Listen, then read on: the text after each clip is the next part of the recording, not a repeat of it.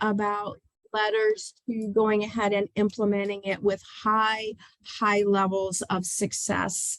And so it's things that we've been waiting for, which is showing how our learning can be applied and end up with results for our students. So we're very excited for that. So a little bit of housekeeping.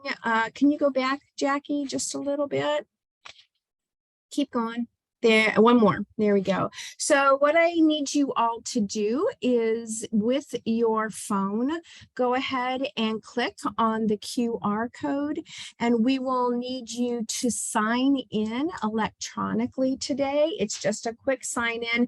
We'll be using that to issue your contact hours and communicate with you in the future and things like that. So please take a quick minute to register. If you cannot use the QR code, you will see that Jackie has posted the link for signing in the chat box, and therefore you can do it either way. So either way is fine with us. Just please make sure you sign in for our meeting today. All right, so let's go on. So access. So this is what you were all having a little bit of struggle with, I think, earlier, trying to access. Debbie and Jackie have organized the sessions for your Literacy Leaders Network.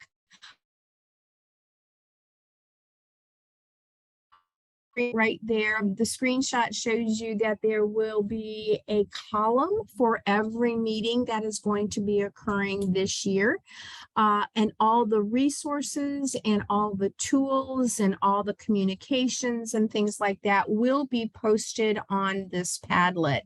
So it is critical that you have access to it.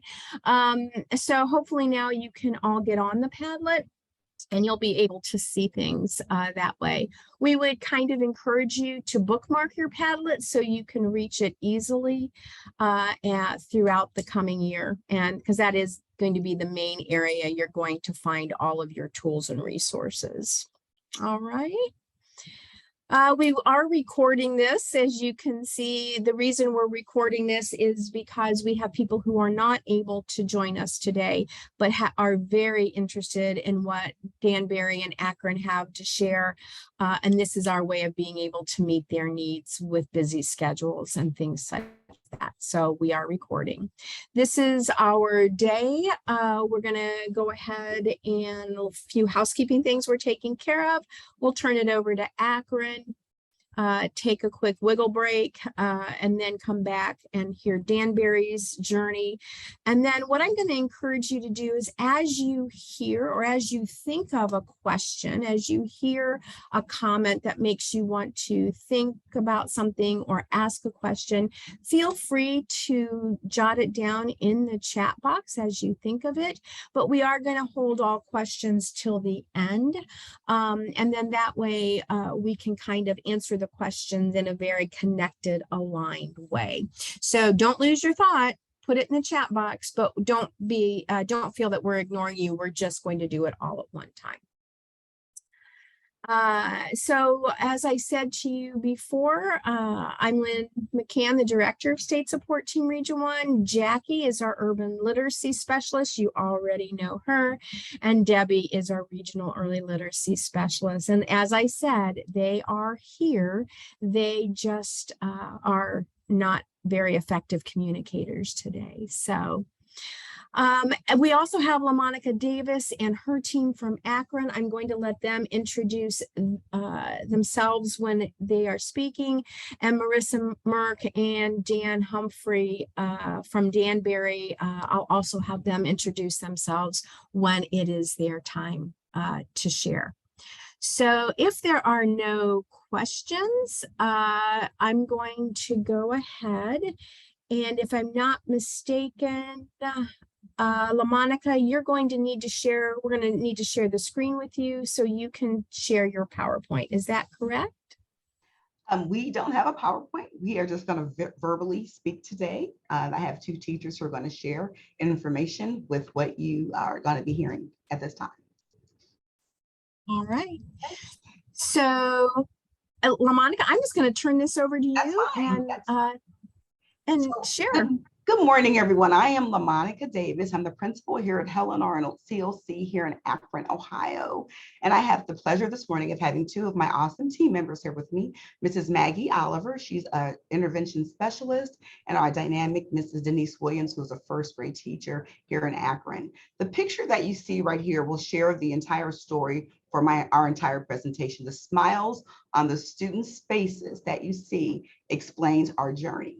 Helen Arnold is an inner city school in Akron, and we have been a low performing school since we opened about 14 years ago. Since the past 5 years, when we started our journey of our district allowed us to go to Texas to learn about NIHouse. Our superintendent wanted us to see how the students in Texas who have barriers just like our school, being a low performing school, being a school where we are in a poverty stricken area, being a school where the students depend upon us as their primary source of being provided for, being nurtured, being loved, and then being educated. As you see the order that I put it in, we can't educate until we nurture and love. So at our school, we have to do all those things before we could even think in beginning of educating our students. Things have turned around since the past 3 years. We went to Texas. We saw this multi-structured program, literacy program called NIHouse. We got on board.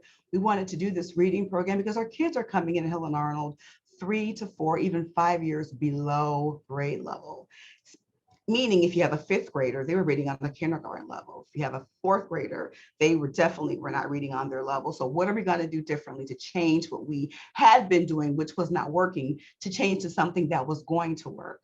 After going to Texas, and we saw the NIHouse program, which is a structured literacy program. We came back, we had naysayers, but we said we were going to do it because what actions we had done prior were not working. We were actually going deeper and deeper. Our gap was widening. We started NIHouse, and the slow journey has just trickled on and moved us, and our trajectory is going higher. Then COVID hit. We couldn't get a real full year of what NIHouse could do for us. We did it last year, and we got our state report card results. We got 5 stars on the state report card for progress. We got 4 stars on the state report card for closing the achievement gap. We are truly on the move and making gains, which is what we want to do. But how we did that is where I want my teachers who believed in the science of reading. They believed in balanced literacy is not getting us where we need to go. They believed and had passion and faith that if we take the naysayers and we keep on working, that our kids are going to make gains. They believed that going outside the box and thinking outside the box was going to make a difference. They believed in me. They believed in my letting them do what all they needed to do to grow our kids. That belief is what you see on the smiles of those kiddos' faces right there. Helen Arnold is shining right now. We are one of the top schools in the district. We have a long way to go. We want to get out of priority status with the State Department. We have 1 more year to prove growth, and what we're doing now, I'm confident that those smiles that you see on those kiddos' faces are going to be what you see next year when they say Helen Arnold's destination is no longer a priority, but we are independent. But right now, I want to share with you have my 2 teachers share with you the struggle that it was getting from balanced literacy to structured literacy, how hard it was. But then on the other spectrum, it was easy because they believed in the science of reading. So at this time, I will let Mrs. Oliver and Mrs. Williams, they're in the room together, share with you their journey and their passion and what their faith is in our children. Maggie and Denise. Hello, I'm Maggie, and Denise is here. And what I'd like to talk about first, Mrs. Davis talked about balanced literacy, and she also talked about how our school was doing, the gap that we had, our students who were not reading at grade level. And I came in as an intervention specialist, and I came in as a master degree and talked about balanced literacy. And when I was my first few years here, I've been here, I think this is my 6th or 7th year. My first few years, I had the 4th, 5th, and 6th graders who had, they had the IEP, they had needs for reading support. And I worked with these students, and I was baffled because I thought they're not they're not even getting the reading part to get to the comprehension. I would do a lot of reading to them, and then I would see that they had comprehension. But at that time, we were told, oh, you're talking listening comprehension, you're not talking reading comprehension. So back I was trying to figure out, what do I do here? One day I got an old phonics book, and I sat down with my 4th and 5th and 6th graders and just did a quick, like, first 10-page review. Then I went a little deeper, and I realized with the bulk of my students, the thing they all had in common is they did not understand vowels at all. So I thought, okay, I'm on to something. They don't get the vowels. And with my telling us that there was a war between phonics, there was a war between whole word reading, and that now they decided to make it balanced. But phonics didn't get that much support at that time. And when we were talking about that, we were talking about, this and that. One of the mantras that always came up, I'm sure you've heard this too, if you had the balanced reading, you learn to read by reading. And so what that really did in my mind, it was kind of when I had my students in 5th, 6th grade who could not decode a CVC word or a long vowel word, I would think, well, you learn to read by reading, you must not have been reading. I thought, what control do I have to help these students read who have such a struggle? And I was really in a point where I was thinking, this is not working. I don't know what's going to work. I need something. At that same time, Mrs. Davis was talking with the Nye House staff and was talking about getting a grant for our school to talk about the science of reading. I've heard about whole word, I've heard about phonics, then I heard, balanced literacy. I had not heard about the science of reading. So we, as Mrs. Davis said, we were able to watch the program in Texas, in Houston, where it was implemented with students that were very similar to ours, poverty-wise. The only difference was English was their second language. And we saw the success. We saw the success of being able to be taught letter by letter, sound by sound, skill by skill that built. So we brought the program into our school. This was 3 years ago. And to start, anything that we do, any change we do takes a learning curve. And I think the science of reading made a lot of sense to many of our teachers, and to some of the teachers who had really challenging classrooms. It was like, one more thing. How are we going to do one more thing? We asked for a full commitment from Mrs. Davis did, from kindergarten to 3rd grade, and would not go forward with the program unless we had that commitment. And it was through a lot of education, understanding, and we had a staff that really is willing. It's uncomfortable for us, we know that, but we're willing to do what we need to do so our children can learn. And we knew that what we've been doing hasn't been working. And I didn't know the silver bullet, the magic code to make it work. So when we got the program, of course, it's, you always have to have the materials that go with it. It was a start. It was a kind of a start where we all needed to say, I will do this. I'll do it a half hour a day. And as we started working with our K through 3rd graders, we could see that understanding coming in. And then when I continued to work with students who were 3-4 years behind in reading, it was a lot of the intervention with this phonics program that was able to fill in the gaps, or we are filling in the gaps of where they are. So we've seen a lot of success with our students. It's very engaging too. Like it's such a relief for a teacher to know that, yes, you know what you're doing, and yes, you know it's effective. I'll do anything for those two things. I don't like that feeling of, well, you learn to read by reading. Okay, please read. How can I make you read? You don't understand. I'll read to you. I was always in an internal turmoil, not knowing how to best give my students what they need, not knowing even what it was. So it was the science of reading that brought a big light to all that, like your light bulbs on the screen. We really got our light lit up with the science of reading.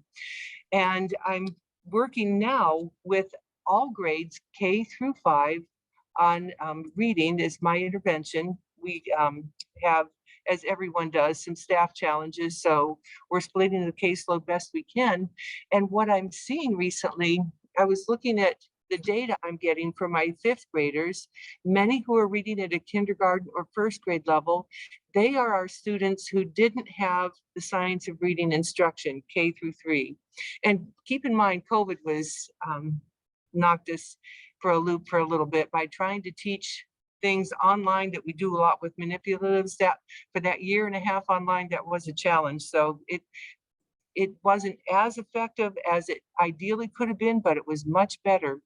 Now I've got these 5th graders who had no exposure to the science of reading when they were younger, and I've got 3rd graders who did have exposure. And these are all the students in our building who have the special needs for reading, for literacy, and have IEPs. I'm looking at my data. My 5th graders and my 3rd graders right now are working on the same level.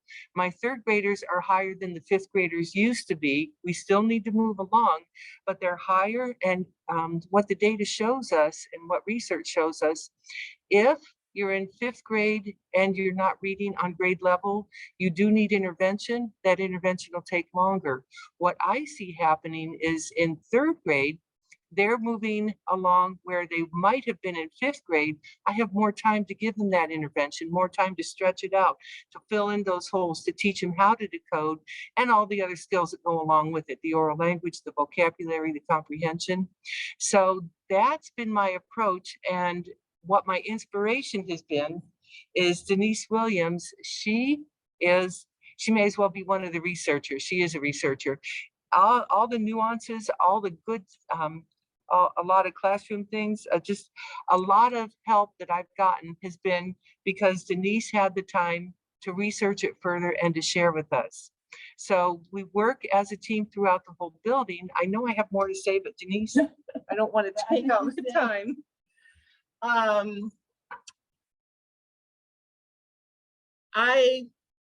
I've been teaching for like 30 years now. And so I've always felt like something was missing when I was teaching the balanced literacy. Something was missing, you know, what's gonna happen when the pictures are taken away? I teach 1st grade. So when the pictures are taken away, they go to 3rd and 4th grade, you can't guess at the word, you can't use context clues. It never felt right. So we got introduced to NIHouse. I loved it. I did more research. You know, I PD'd myself. You know, there's so much PD out there free. I bought books. I read you know, everything I could about it. And then I started implementing the structured plan in my classroom. And I guess the best thing I can say is when the kids, the look on their faces when they realize that they can decode a word on their own. I've taught them how to decode words. And so words, and I taught them letters have sounds, you know, and sounds make words. So you have to learn these sounds to make your words, and then you can start automatically reading these words and sentences in books. I mean, it's just, I don't want it to be a misconception that the science of reading is a curriculum. It is not a curriculum. It's a research-based method of teaching reading. We learn to read in our brain. We aren't born just able to read like we are to speak and walk. The brain has to be taught, okay? So, and it's for some kids, it's, you know, they're blessed to be able to read right away, but other kids need more help. And that's where the structure and the 30 minutes a day, you know, comes in. And I mean, it's just wonderful. And I'm not for just grabbing the first thing that I see and going with it. I use it in my classroom and I see the results. And now I'm in more training. I'm taking the letters training now. So, and what I like about it is it teaches the why, you know, why kids need certain structures and you know, the path, and how it affects the brain is what I'm trying to say. So the only thing I could say is just try it, you know, just try it, and you will see how it works. And Mrs. Williams and Mrs. Oliver, Mrs. Williams came to me and said there was a book up there. You know, as educators, there was so much research out there. But the one book that was brought to our attention was Know Better, Do Better. And we, as a staff, we got together and we ordered the books, so whatever they wanted. Being a priority school, let me go back a little bit. You were giving all kind of extra money to have speakers come in, professional development. You can have all that stuff. That's great. But if it's not going to work, it's no sense in you spending that money uselessly. But we did do book studies and we had Know Better, Do Better. So you don't know what you don't know until you learn it. So it's not no fault of any educator. We were taught balanced literacy. That's what we were taught. So reading that book together as a whole and finding the niches of what we weren't doing right, and then taking that chance. And then I was blessed to be able to sit on the ODE Dyslexia Handbook Curriculum Committee, which I learned so much regarding dyslexia, because we were finding out a lot of our students possibly they have dyslexia, but no one knows how to assess, no one knows how to have an eye for that or train or work with students who have that. So by me being on this committee for the past 3 years now, the dyslexia committee, it's brought awakening to my eyes. I have got to meet awesome people who work for ODE and the state aid team. Michelle Elia is phenomenal. She's with me. She comes and helps my staff. She gives us PD on the reading brain, the writing brain, how to know what you're looking for, the whys and the don'ts. Then from that, I've been able to sit on the NOBIDA, this dyslexia for IDEA. It's awesome. You're learning and you're meeting new people who love to come and share with our staff. Our PD for this past 3 years have been standing room only. PDs are optional. I don't want to make anyone come to do something they don't want to do, but they're coming. They're coming outside of time. The union always gets in the play and say, you know, you don't have to do certain things. Our staff has the passion and that grit and to want to learn more to help the students who they service. So kudos to Maggie and to Denise, because a lot of times our teachers have more buy-in from their colleagues than they do from administration. But when they see the passion and see kids growing from their colleagues, it makes them want to know better, to do better. So thank you, Denise, and thank you, Maggie, for bringing those. Can I just say one more thing?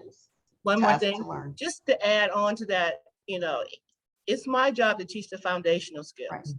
Right. If we K through 1 and 2, if we catch those deficiency weaknesses right away, then 3rd grade, 4th grade, the students are be able to read to learn.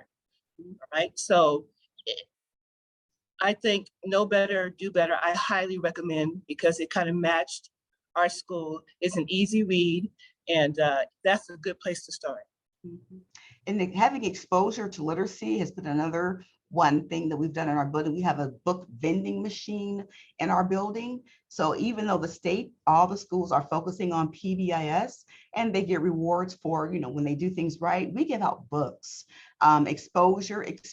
They get tokens to go to the book vending machine to get a book when they've done something and they earn it. So right now our book vending machine is getting bare and the PBIS store has all the good toys and treats is full. They need to be exposed. We are 1 block away from a public library, but the kids, they won't go, but they know those resources are here in our building. They get the books here from school. We're blessed to have a family resource center. United Way has, they're in our building right now. So everything that our parents can need, they drop the kids off if they need to go figure out about housing or food or clothing. They bring the kids, they get their items for survival mode. In our neighborhood, it's about survival. They depend upon us to educate their children, to love on them, to give them what they need, because they have to go out there to survive. And that's fine. And that's what we want to do here. So now when they're coming in, we're always giving them literature on the science of reading and NIHouse. And when they're doing the letters, we're doing letters right now. And when our district has the new reading series, all the things that we're doing, we're giving them in certain small increments, whether it's our DoorDashes that we're having.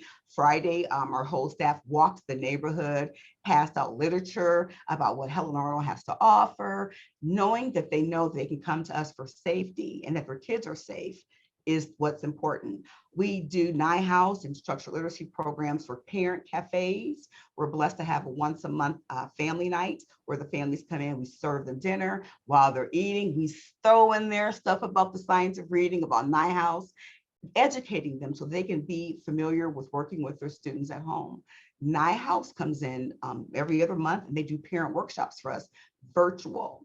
The parents come on the cameras, they get their information, what they need to work with their children at home, but now we're doing face-to-face. So next month, we'll have our first Night House meeting where the parents can come in and learn, Maggie, and then we'll teach the parents how to make things and use everyday language. What's in the refrigerator, how you can make that a reading, a teachable moment.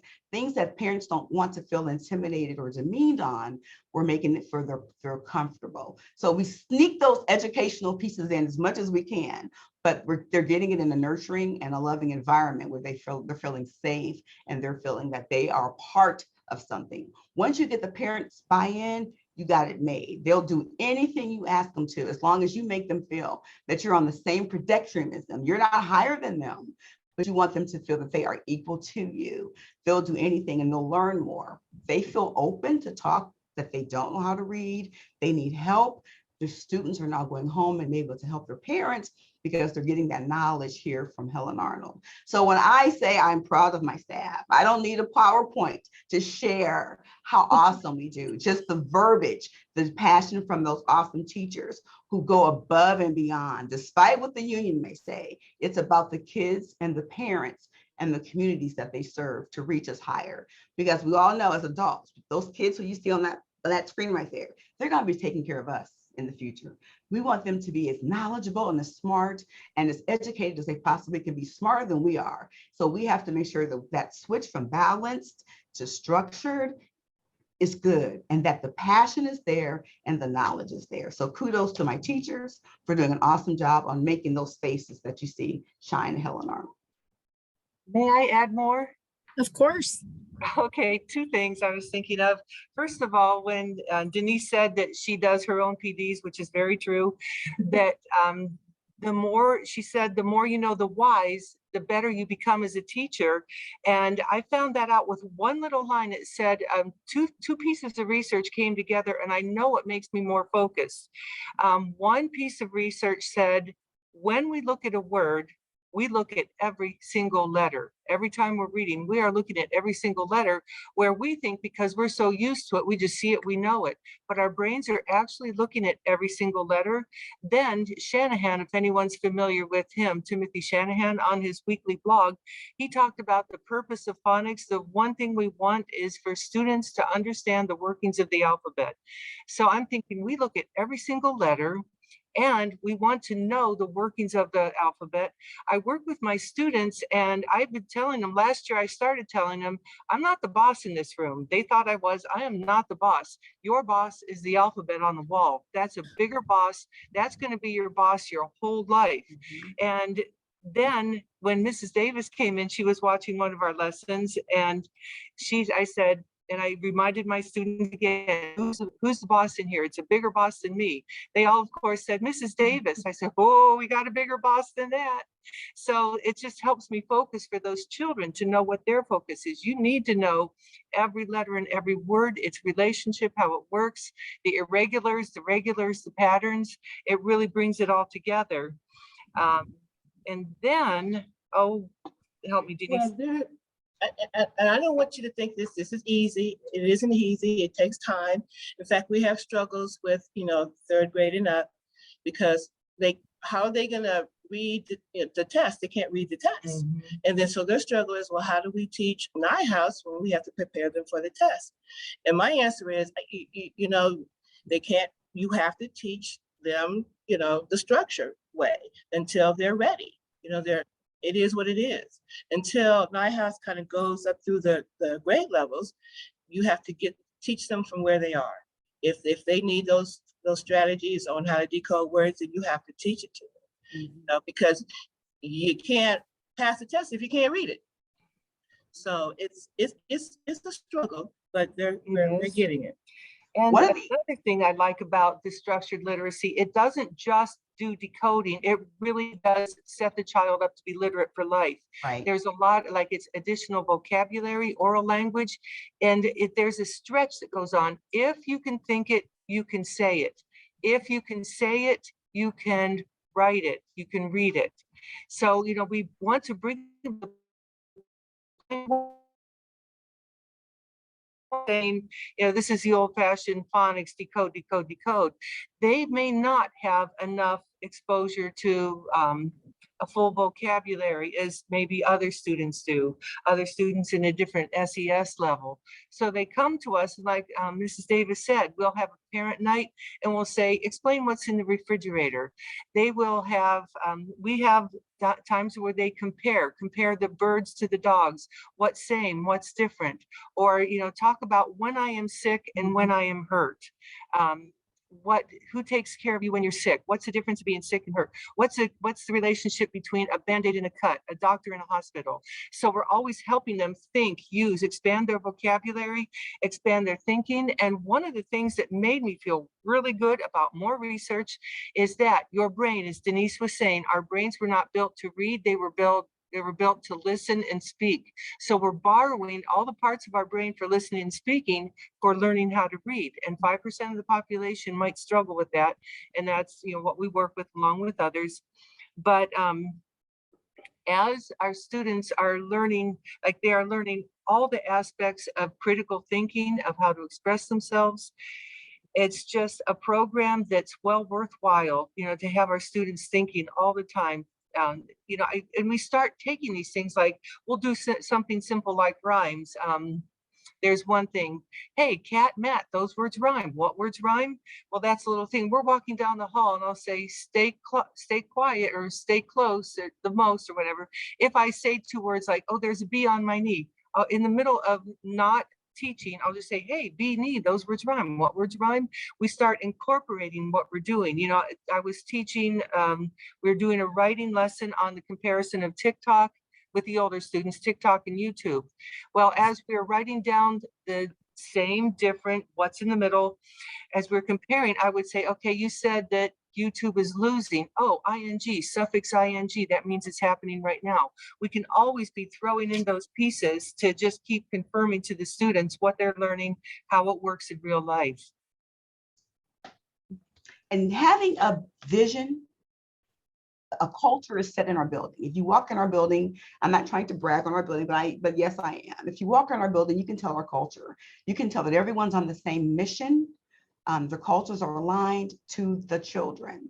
And one more aspect, I think that what really took us to the icing on the cake is when we had Saturday school. We offer Saturday school every year, and we pick the students who need a little bit of push to get them where they need to be. It started off just being 8 weeks right before testing, and now we're doing it 8 weeks in the fall, 8 weeks in the spring. We invite the students out. Teachers are Mrs. Williams and Mrs. Oliver are one of the teachers. They're teaching reading, they're teaching the science of reading, things that you may not have covered in the classroom or had to get to. They're taking those strategies and working for Saturday school. While the kids are in their classes, the parents are here and we're teaching them the same thing that the students are learning, so that when they go home, it meshes together. And that takes a lot, because teachers, you know, giving up a Saturday, that's a lot of effort and grit, and they're doing it because the end results are the results of the test report card. For one, tests mean nothing for me. It's the kids, that my kids are reading, that my kids are learning how to read. A test to me cannot define the nurturing and love that my students get when they're here at school. You can't put the two together. But at the day, as accountability, so apparently it's working because our report card says that it is working. But just going the extra mile, having that grit, having a culture where everyone is on the same mission together, that's rare that you're going to have a building where you have 100% buy-in. We didn't have that, and we may not. There are still naysayers in our building, but we just tune them out and we move on because it's all about our children. So I think the number one push between balanced to a structured literacy program is having the desire and the passion to want to learn and to want to help the children that we serve. Our Saturday school was 8 weeks. It was from 9 until 12. We fed them breakfast. I and my sister principal, we made breakfast every Saturday. They came in, they ate breakfast. From there, they would go to their classrooms and do their lessons. We would give them snacks before they left. But this year, our APS, the Akron, we'll be providing lunch for them. They kind of want us to make it a longer day, but sometimes that's too much. Kids have been in school all day. They don't need to be in school all day on Saturday. But we're still going to do 9 to 12, but we're just giving them what they need while they're there, strictly focusing on our reading program, which is NIHouse, focusing on the phonics and structured literacy. That's what our focus is when they come. That's why every year we are growing, we're getting higher and higher. We're finding kiddos who were behaviors at one time because they couldn't read, they struggled. Now they're enjoying to read. They may not be where we want them to be, but they're growing and they're feeling success. And that is the key, that they want to learn and they're here. We have one of the highest percentages for attendance. Our state average is 93, we're like at 92. They are coming to school because there's a safe haven and a, not a cloud, but a rainbow of hope when they walk into our doors. That's what we want. So anything that we do, and we sacrifice, lots of times our teachers aren't getting paid for a lot of those things. Now they do get paid for Saturday school through our Title I funding, for our SQUIG funding. SQUIG funding was because we were priority status and they gave us extra funds to help our students. So the teachers do get compensated, but some of them don't. Some of them are coming because they just want to continue with what they're doing. Within our building, one more thing, and we can go on for hours because we love the passion that we do. And so you can see that. One thing that we do, we want to provide our students with learning clubs. A lot of our students cannot afford to go out and do dance or ballet or art. So we have these learning clubs in our building where the students will get to participate in all of these areas throughout the school day. So on a Friday, for instance, Mrs. Oliver, she taught knitting. Mrs. Williams did Legos. They spent one Friday where there's all afternoon where students had an interest where they wanted to go. I did gospel choir, I play the piano. So I had a gospel choir going. Every teacher took something, a passion of theirs, and they offered it for our kiddos. The kiddos did a survey, they found out what they liked, and for the last half of the day at school, they went to those learning clubs. That gave them a chance to have exposure to things that they can't normally maybe not do outside of school. We had yoga, we had anything that the teacher, so the buy-in was to make sure that the teachers were providing things that they liked and showing the kids their interest. And it has become a winning hit now. So now we're going to do it after school as part of our after school programming that we do till 6 o'clock, because we don't want to give up. The teachers don't really want to give up a lot of their extra time. They have to get those minutes in, and we're finding that was causing a bit of a blurb because they wanted to get their learning in. But kids have to have fun while they're learning, or they're not going to continue the trajectory of learning. So we're going to try to expand our learning clubs to after school, which I'm sure parents will love, because that way they can keep the kids here because they have to work, and that will be our latchkey program for our kiddos. So I hope we gave you a lot of stuff in a short amount of time. And again, PowerPoints don't define what you see on that screen. PowerPoints, we wanted to share with you from our verbiage and from our passion and from what you see and hear, how awesome we are doing and how the challenge is real, but the challenge can be done. Akron, I can't say thank you enough. I have so many questions that I want to engage in, and I'll put some of them in the chat, but you just made us see how opening reading up for students, for young students, has impacted their lives as a whole.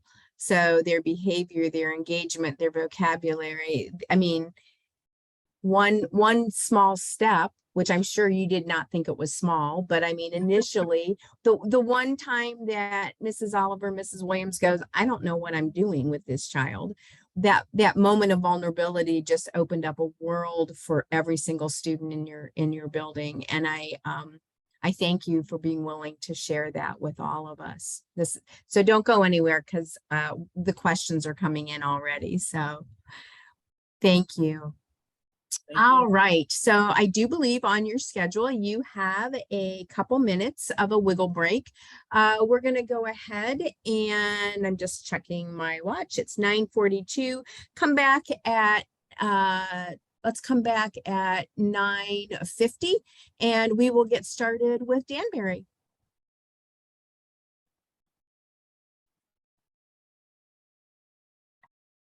Thank you, and I'll go and answer the questions now as they have come in for everyone. Thank you, Denise and Maggie. I really appreciate you all. Yes.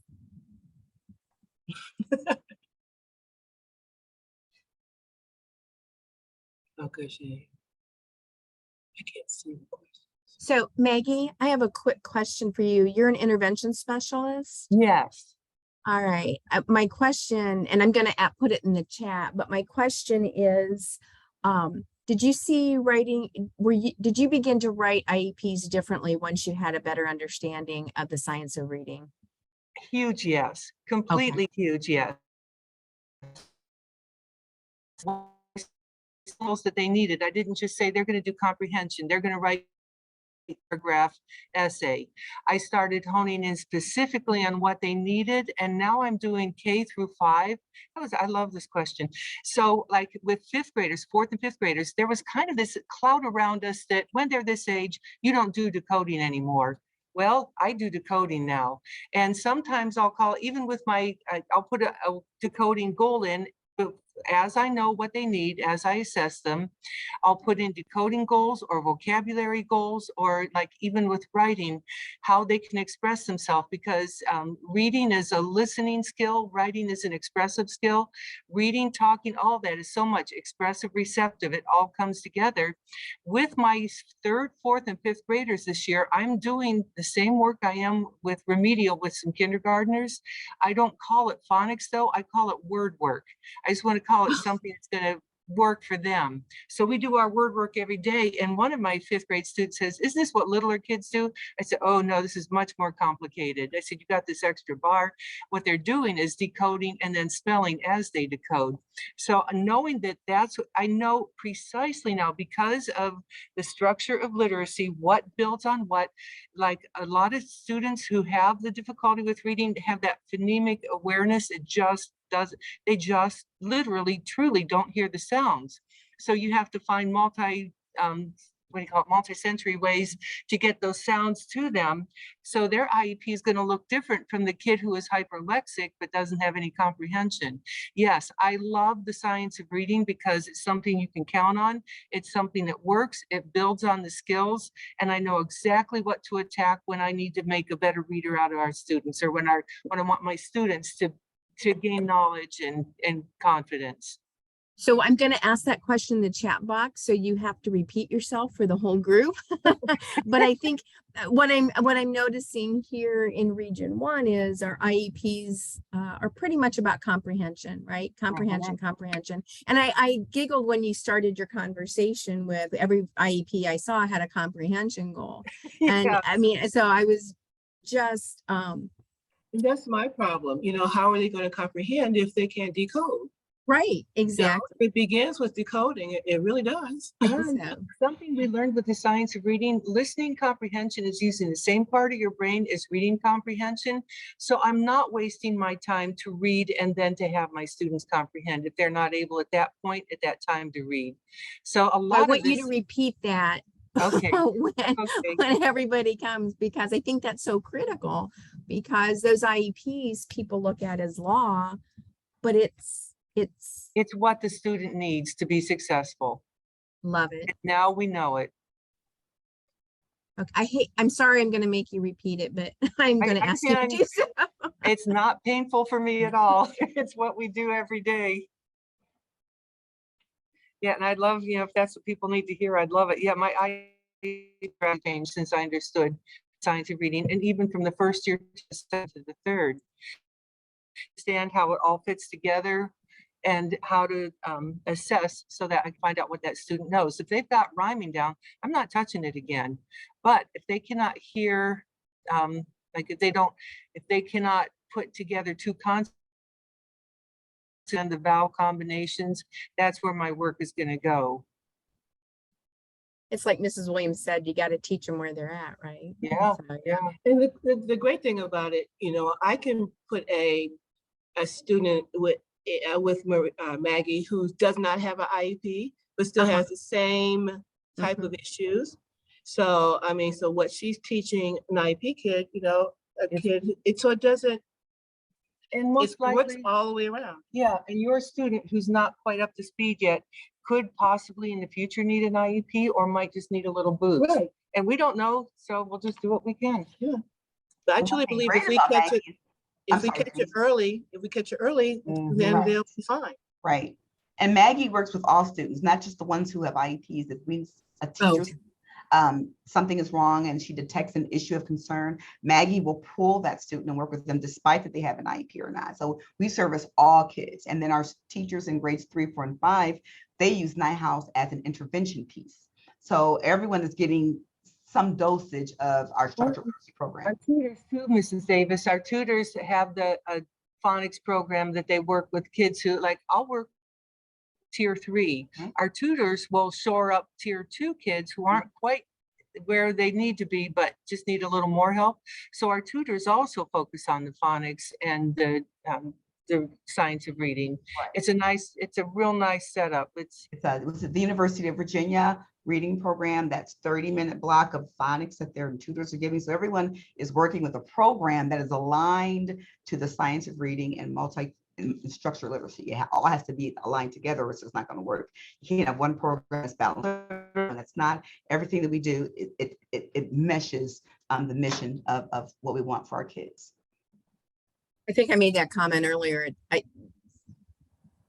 You verbally stated today how your structured literacy and your science of reading kind of connected to your behavior pieces and to your social emotional pieces and your engagement pieces. And I think we forget that sometimes. Right. And there is our behaviors are minimal anymore because now the frustration is gone. The kids are learning. The behaviors are coming because the kids were frustrated in the classroom where they couldn't read. Well, now that they're reading and understanding it, the ARMY behaviors are, to date, knock on wood, Lord help us, but we have not had any referrals to the office, nothing. We've been in school now for 1 month. There is not one behavior problem in our building. We can walk around and we see everyone's working. They're all doing what they're supposed to. Of course, there's going to be some emptiness somewhere there, but it's not how it was 6 or 7 years ago. We had, a lot of behavior. We were known for high fluency, but not anymore. It's not there. Thank you. You're welcome. All right, it is time for us to go ahead and turn this over to Danbury Local, who also is going to share their journey with us regarding the science of reading and just all the wonderful things that they have discovered. What I want to bring everyone's attention to is that Akron City demographics, typology is very different from Danbury's, but what they're both dealing with is kids who are struggling to read on a very basic level. And so I want, one of the great things that Debbie and Jackie did in bringing these two districts together is to show you the depth and the breadth of what structured literacy or science of reading can do for you. So without further ado, Melissa, shall I turn it over to you? So let us first just share that it's Hawaiian Day. It is our Spirit Week. So don't mind the attire, but we're Thank going you for that explanation. We've been, no judgment. So we have in the room here, we have our kindergarten teacher, Jordan Basting. We have a second grade teacher, Brittany Gutschuk. I'm Dan Humphrey, elementary principal. We have an intervention specialist in grades 1 through 3, Shelby Klima, and our curriculum director, Marissa Merck.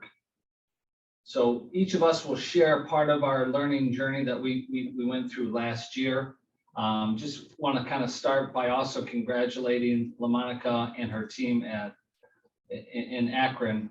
They have a very similar story to sort of what we're going to share. We're going to kind of share with you our learning journey, but that similar story of being very focused on balanced literacy to then becoming structured and targeted is kind of like our success story. I think really no fault of anybody's own based on training at the college level, or in a lot of ways lack thereof, or being sold on certain things and textbook series. Balanced literacy was the thing for a long time. And we kind of see these things come and go. And I have to share, that very first letters meeting that we had, I had a little guard up about, is this another thing that will is this the thing that's going to go? And it didn't take long for us to see that letters really is the path of reaching all learners to become great readers. It is an arduous training and something that's very important. And kind of share a little bit more about Danbury. We are extremely small school district. We have 234 students in our preschool through 5th grade. We have 2 teachers at every level. When I give a tour, I just say, you know, like we have 2 kindergartens, 2 first, all the way up. So it makes it really easy for parents to understand that even in our classes, we have about 17 to 19 students in the classroom. We're on the shores of Lake Erie. We are landlocked as we sit on a peninsula with the Sandusky Bay to our south and Lake Erie and the surrounding. So we don't have a tremendous amount of transient students throughout the school year. A lot of our families work in the marina industry. A lot of seasonal unemployment, seasonal workers. We are actually a Labor Day to Memorial Day school district. So we could accommodate all the businesses in our area. So we've noticed that we had a tremendous summer slide when we started doing that as well. And we've put together a great summer literacy program to address that. We do have some additional supports. We have an intervention specialist based in certain grade bands. We have one title teacher. To kind of share with you, our special ed population is at 23%. But something that's kind of a misnomer on that slide is students identified as economically disadvantaged. Last year, that was at 20%. That is typically about 48% or more. Last year, it dropped because students received free breakfast and lunch and they did not complete the forms, which that does affect funding. So that's a little bit about Danbury. I want to thank Debbie Nagel, who did a tremendous job last year of leading the way with us. Did not take long for us to buy in. Marissa Merck led our letters training locally, did a really nice job of finding subs, balancing what those days would look like. We embedded this into the school day, so there were a lot of challenges there. But between Marissa and Debbie, they did a really nice job on this, and I'll turn that over to Marissa. So in order to just start the process on learning about the science of reading and move to more of a structured literacy approach, we just had to get educated. You know, we just had to understand, what does that mean? What does that look like? And we started vetting programs and came to the conclusion that the letters training was the program which we wanted to pursue. It is certainly not the only science of reading program. I'm not necessarily here to endorse letters, but I will talk about how it changed us as a district. So the very first thing I did was reach out to an account rep to determine the pacing and support for that program. Reached out to a local school who had started to implement it and didn't quite get to finish it, and so wanted to see what their pitfalls were. So what we decided to do was that where we go one, we go all. We were going to do this together. So there are 4 units in the first portion of letters 1 through 4. And we were going to spend 2 days learning together each unit, working through each unit together, 2 full days. And then there was a 3rd follow-up day to each unit in which Debbie came in and helped our district. So we started with 1 full day before the school year ended. We did 1 full day after the school year had closed. And it took 10 full days of training during the school year. We had 2 cohorts of our teachers who went through. So that means our teachers, we had them out, each group of teachers were out for 10 days, but we had teachers out of the classroom for 20 full days just for letters. It was a commitment that we decided was worth it for the knowledge that we were getting. Our teams, and we had so many people participate in the letters training. We had administration, which included our elementary principal, our student services director, our school psychologist, myself.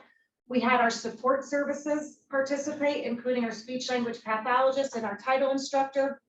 All of our teachers, preschool through 2nd grade, all of our reading teachers 3 through 6, and all of our intervention specialists pre-K through 6 participated in that letters training. What were some pros and cons of going through that training last year? I think the pros is sitting together as a team and not doing it on your own, having to go through that process. I mean, we did our readings on our own, but being able to come back and get on our computers and talk and collaborate was definitely the best part of the letters process, I think. We were learning as we were going, so we were implementing some of these different strategies in the classroom. So we were sharing those different experiences with each other within the different grade bands. Yeah, I think working together, the collaboration piece was huge. It gave us a lot of times, like as a district, we don't have a ton of time to be together. So it was really nice, even though we were in 2 separate groups, to be together and talk about what was going on in our room. And especially during the first units, they were a little more tricky to buy in. But yeah, and I would just say like a con is, you know, if you're a teacher, you know, it's hard to be out of your room. But like Marissa said, you know, it was worth it for us. Like we really gained a lot. And then you just have to trust that like for years to come, this is going to serve you so much more than the 10 days that you're out of your classroom. And I remember the first time that we sort of shared with them, Marissa shared with them the schedule and how many days that they would be out. Everybody was just stuck there and just couldn't process like, what's that gonna do to my classroom? This is gonna have an extremely negative consequence. But as we started going into the learning journey, it didn't take long to see that this is our priority, because this is gonna dramatically change how we deliver the reading. And so someone had asked, how did we pay for this? So we used ESSER funds to pay for letters training for everyone. And we also used ESSER funds for our sub coverage. And we went out and we actually recruited some retired teachers in our community. We recruited subs to ensure that we had the sub coverage, you know, because we were looking at least 8 subs every day that we were going through the training. And there were some times when we didn't have subs that showed up, and like Dan, instead of sitting in both cohorts, sometimes would go cover classes just so the teachers could participate. So we ran into roadblocks without always having our sub coverage filled, but we robbed Peter to pay Paul, and somehow we made it work. We did one of the trainings on our own, one of the sessions, and we kind of worked together on our lunch breaks to watch the videos. and- Yeah. Because we were short on subs. I think it was short on subs, and we also had like another day we had a PD day. It just seemed like not realistic. Like there was so many snow days, and then there was a That's what it PD was. It day. was the snow days too, like right in January. Yeah. Oh, yeah. So we were like, we can't imagine coming back and then being out again, and like, So we did pivot and adjust. yeah. So we're ready for the next slide if you want to go ahead. So when we started talking about the letters program at the end of the previous school year. So that would have been the 19-20 school year.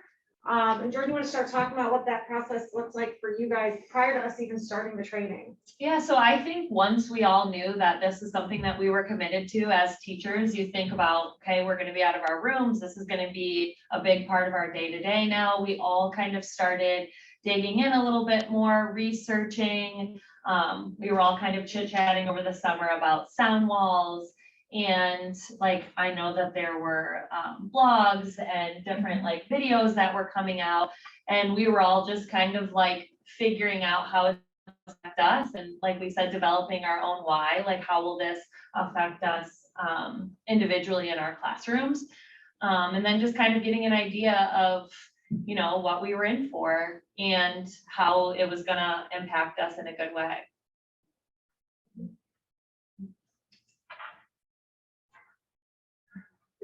Oh, you want me to? Okay.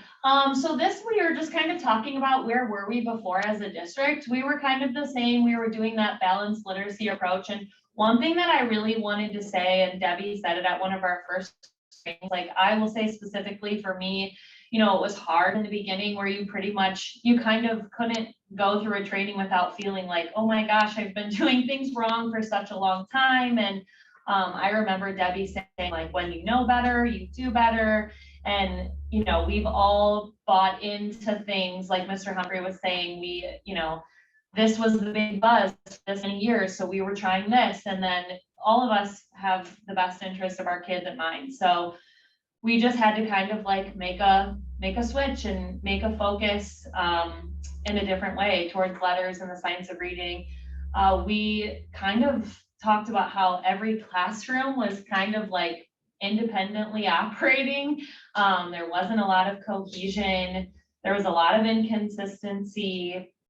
And this is another great thing that came out of it. Like we started having really crucial conversations, Using the same vocabulary. yeah, using the same vocabulary words, talking about, you know, what are we gonna do differently? How is this gonna carry over from grade level to grade level? And there was some really long, emotionally draining days and meetings where, you know, you just felt like you were hashing the same things out over and over and over, but it was for sure work that needed to be done. So I think it's been amazing, but you know, we have been working to all get on the same page, use the same thing, so our students are all, no matter what classroom they're in, what grade level they're in, we're working towards each teacher keeping their own flair and what makes them special, but also doing it with the science of reading back. Before this, a lot of our students were stuck in that tier 2 and tier 3, and we didn't really know what else to do to help get them out of those tiers. Because after second grade, there was no phonics, it just dropped off. So like the 6 syllable types were not continued, so they moved on not knowing the rest of the syllable types. But if they were one that was already struggling in first grade, second grade, when they moved on to third grade, they just did not have that support that they needed to become a stronger reader. One of the things that I was really concerned about is as we learned some of the mistakes that we were currently doing, what would that do to morale? You know, I've been teaching it this way for so long, and it's actually maybe not the correct version. And then I could see some deflated faces of like, you know, this is how I was trained. And there was a little bit of like, drop in morale. But then the other concern is I didn't want to see dramatic changes while we were learning. Because we wanted to do this together. So a good chunk of our other PD days were structured conversations on what we could do together. So those were some tough conversations, you know, high frequency words versus sight words and what order. And there was a lot of time spent to build that cohesion environment. We were playing to our own individual team strength, and there were some successes there, but there wasn't the long-term success. One of the things we noticed is as you're at Danbury, the gap does become wider as you stay enrolled at Danbury, and that should be the opposite. The longer you're here, the better you should do. And so like one of the things that we saw when we started is like this elementary has the hardest working individuals I have ever seen. And so no one ever woke up every morning saying, hey, I want to teach kids how to read the wrong way, or I want to bang my head against the wall. And so like, that like Dan said and Jordan said, some of these days were really emotionally draining because you did feel so much guilt. And so it was permission to forgive ourselves, permission to move on and support one another and do better. We're also, as a school district, in a journey learning how to operate as a professional learning community. And so one of the pillars of a professional learning community is that guaranteed and viable curriculum. And that's what we kept talking about. Where we go one, we go all. And we're using a scope and sequence. We're talking about what our students need. We're using the same materials and things. So there's not inequity and I have teacher A versus I have teacher B. And there were some fears about, is that going to take away my autonomy as a teacher? But I love how Jordan said we had to realize that we still had the autonomy to teach our students, you know, how we wanted to teach them, but what we were teaching them, when we were teaching them became consistent. And I know this is a little bit premature, but we received 5 out of 5 stars this year on our gap closing for our, you know, especially with our subcategories of students who receive special education services and socioeconomically disadvantaged students. And that's something we've never been able to do before. You'll notice that even though we're extremely small percentage, we're about 10 to 6% higher identified in special education. So that was a big win for us. For the students too, not just for us.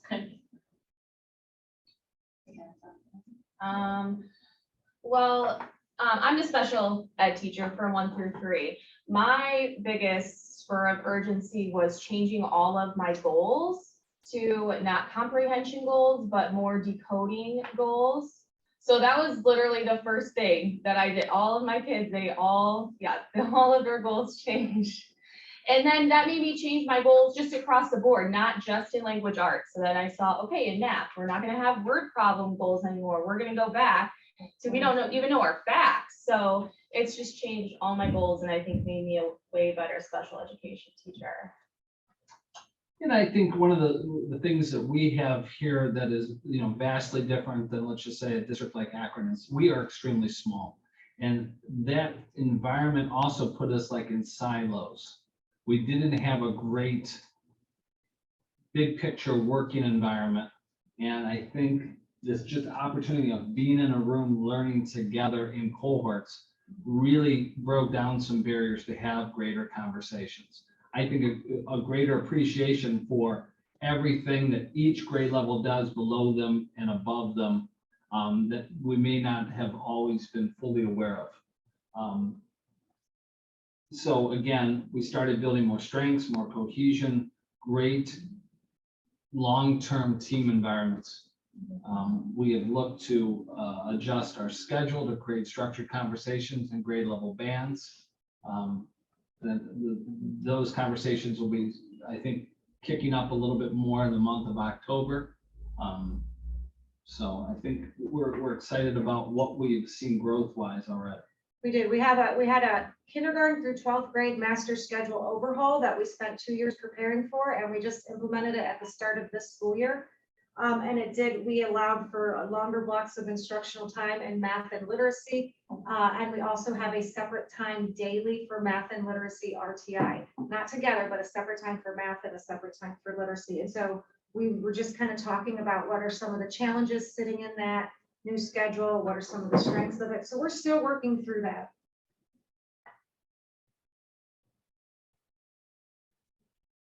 So we can go to the next slide. Thank you. So how do we start this process? Again, it was just the same education, everyone getting on the same page together. And Jordan kind of touched on it. We really had to have some courageous conversations. And I think it really took just learning how to communicate too. It wasn't even about what we were learning. It was like, how do we professionally communicate with one another, have an opinion, share it, still respect. Emotions are involved because we're passionate about what we do, but there's some things we need to change and doing the right things for students. And that, I think, just helped us grow as a staff together too, just learning how to communicate with one another.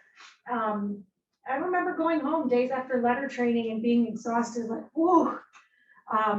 But just, we grew so much in our communication skills because we had that time together. We've probably said it 5 times now. I cannot overstate the value of having a partner or a team to go through whatever training you do it together. Please don't do it by yourself because you're gonna have to have lots of conversations about it. And if at all possible, it would be wild, but like there was a little bit of a downfall to having 2 separate cohorts, because then like you would go back in the next training and you'd see stuff written down and you're like, well, wait, we didn't talk about that. I wish I would have heard what this grade level was talking about. So that was, obviously it's not realistic to have like every teacher out of the building, but there was some times where I feel like there were some conversational pieces that were just better to have all together, but we were lucky enough to have the PD days where we could kind of like fill in a couple hours here and there to have like follow-up conversations. So we started what's called a parking lot, and I would highly suggest this. We had it because of 2 cohorts, but also if you had one large one, you may want to do this.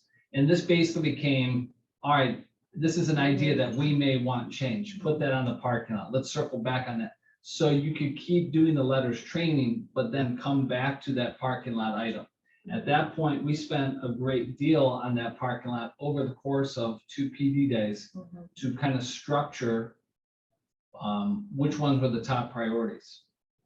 Assessment schedule being one of those, is we have a lot of different assessments, iReady, Haggerty, letters assessments, Spelling inventory, and then we have like into math, diagnostics. And so we had to create kind of an assessment schedule to make sure that we were all doing that at the same time, which ones maybe needed some building subs. That was a really smart parking lot item that we got to talk about that as a group, and we became a little bit more cohesive at that point as a faculty. And we had conversations about what's the best manner in which to deliver the assessment. So I remember a really rich conversation with kindergarten.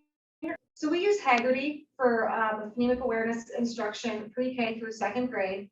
And the Haggerty assessment for kindergarten, the full assessment is it's really long. And you couple that with iReady, which we have to do which was our vendor of choice for the third grade reading diagnostic.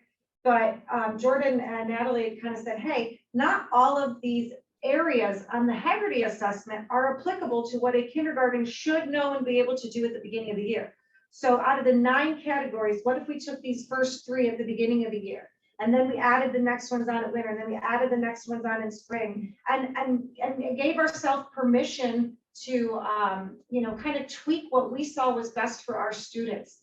So we did that. We started doing the letters assessment for every student. And then we started doing the spelling inventory, and then we kind of had to pare back. Whoa, we've got a lot of assessments here. How are we actually using the data? So we're still a work in progress at that. One thing we've tossed around is maybe not doing the letters assessment for every single student, but at a certain grade level, just giving the letters spelling inventory, and then those students who flag give the letters assessment. That's kind of how we operated at 6 through 12 this year. So we still have to continue those conversations. We did form a tier 2 and 3 services team. So we had some intervention specialists, title, speech, and we really talked about, first of all, do we have assessments for tier 2 and tier 3 in the 5 different areas of ELA? Do we have some curricular components to support in tier 2 and tier 3, the 5 different components of ELA? And if not, what do we need to do? What do we need to get on the same page about? We found there were areas we were really weak in. We didn't necessarily, very transparent, have like a pathway into title services. So we started working on that, and then working on that title services are fluid. Once a title student, not always a title student, that you can fluidly bounce in and out of those groups. Again, we collectively started working on our tier 1 curricular pieces. As I said, we use Haggerty pre-K through 2. We use Foundations K through 3. And we also started summer literacy programs. So Shelby, do you want to talk a little bit about summer literacy since you were on that team? Yeah, so we have the summer literacy program. They came for a week in June, a week in July, and then they flip-flop back and forth in August every other day. And we had a K1 group and 2 through 4. And really, we just focused on the 6 syllable types for all of them for the most part, reading decodables and things like that. Go ahead and go to the next. Yep, thank you. So one of the things, well, Dan said like big things, wide sweeping changes, we wanted to make sure we were educated on and stay on the same page. That's why we had the letters parking lot. But we did start to do the letters assessment. Was one thing that we didn't wait to change. I'll turn over to Brittany and Shelby. So we did start with the letters assessment, but then really hit hard with the spelling inventory. I know in 2nd grade, we gave the spelling inventory 3 times. Last year, we were really able to get a lot of information on that spelling inventory. And then that is how we created our groups for our arts reading RTI time. And then we focus on those areas. We had some kids who really just struggled with blends. So that group, we hit hard with blends, inflections, beginning sounds, final sounds. So a lot of our grouping, especially in the beginning of the year, was really fun. Different from we did RTI previously. So prior to letters, we leveled them. So our groups were based on a reading level. And they're kind of words per minute. With our high frequency words, we started doing heart words and coding up all of our high frequency words. We also, during some of our PD time, looked at all of our Fry sight words and kind of reorganizing them based on our foundations and the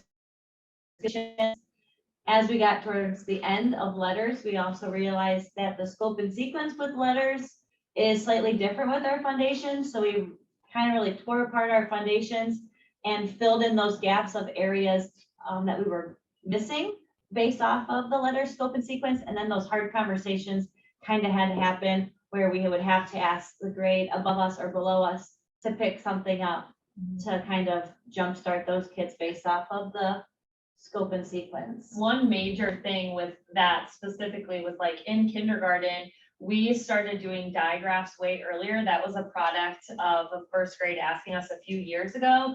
But then we also started introducing vowel consonant E way earlier in the year. So we were noticing like in kindergarten, they were able to do vowel consonant E for the last 3+ months of school. And then they would get to first grade and vowel consonant E wasn't like a written practice skill until way end of the year. But our kindergartners were going into first grade knowing that. So we were like, well, why are we like waiting all of this time for them to get that continued practice with that? That should be something that should be shifted to the beginning of the year because they already know it. So then that was kind of like something that was almost taken off their plate because second grade was saying, well, they're getting to second grade and they aren't using vowel consonant E. And it's like, well, pretty much the whole year in first grade in foundations, it wasn't really used, but our kids were using it in kindergarten and were able to.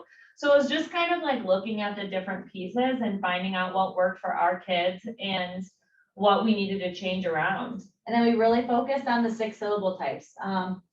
By January, I would say the second grade, they all knew their 6 syllable types. We can give them a bunch of index cards with words on them and they were able to sort them in the 6 syllable types. Whereas years prior to that, they weren't able to do that because we were not introducing all 6 syllable types all at once. We were waiting for it to show up in the Foundations manual. Did you want to add anything, Shelby? Really just going off of that and how I changed my goals to the 6 syllable types. I thought that was really important. And then going back to the letters assessment, that's how we did a lot of our groupings this year, is looking to see, okay, these 5 kids don't know vowel consonant E, so they're going to be in our group these next couple of weeks, and that's what we're going to hit hard on, or are controlled wherever they landed. So the letters assessment really gives you a lot of data to look at that, and I think it makes it super easy to see what skill they need to actually focus on and which syllable type. I think I would- I think we're much more well-versed at being able to zero in to the exact phonemic awareness or the exact phonic skill in which a student starts to struggle. And knowing that then we can get in and intervene much more quickly. And Jordan, you said something when we were putting this presentation together that I love. We had the permission to slow down. I love this. Focus on student learning and not the curriculum. It's not about the pacing. It's meeting them where they're at and ensuring that they're learning. It's not about, are we teaching them? It's about, are they learning it? And that scope and sequence that we talked about, it's fluid. So like 1 year, a kindergarten class may get through a lot further of the Foundations curriculum than in years past, or vice versa. Maybe you really had to slow down to ensure every student learned, and so you didn't get as far. So we have grade level meetings at the end of the year where you meet with the grade level below you and the grade level above you to talk about where you ended in your phonics or your phonemic awareness curriculum so the teachers can know where to plan. That's not a set in stone for every year because it's about what the kids need. And in addition to that, we also started purple folders. So every single kid will have a purple file folder. And in that, as a staff, we decided what assessments were going to be in there. So I passed on my folders to first grade and they had their spelling inventory, their letters assessment. And then we sat down and had those conversations like, look, here's where they are. There's the majority of my class is showing they hit this skill, checked this box, did this. And that I think is going to be a really good data piece for us too, just because like if they get to second grade, they're still struggling and it's shown in the folder for years, like they were struggling with phonics here, this has happened here, these interventions were given. Just having all of those pieces, you know, put together that are black and white for the teacher to see, I think it's helped us learn our students a lot better and be able to meet them array from the start. I was going to say that my reading groups last year changed more frequently versus years before, based off like the spelling inventory and our letters assessment. And it was just a more of a. So let me add an administrator piece to that. So OTES 2.0. With what you're hearing and what the adjustments they made using high quality student data and trying not to be accomplished. We're having teachers making pivots and changes based on instruction of that high quality data.